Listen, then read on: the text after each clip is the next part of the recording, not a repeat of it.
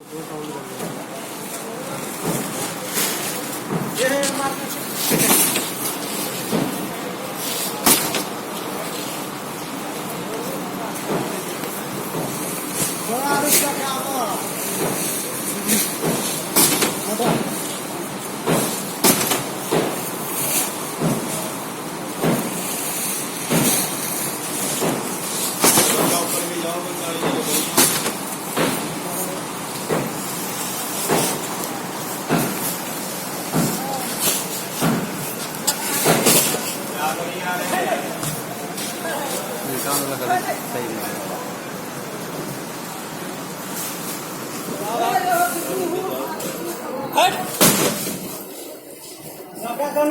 यार ठीक है, वो तो चलता है, वो तो वो झेल जाएगा उसमें। यहाँ पे क्योंकि ज़्यादा सपोर्ट लगाते हैं ना नीचे।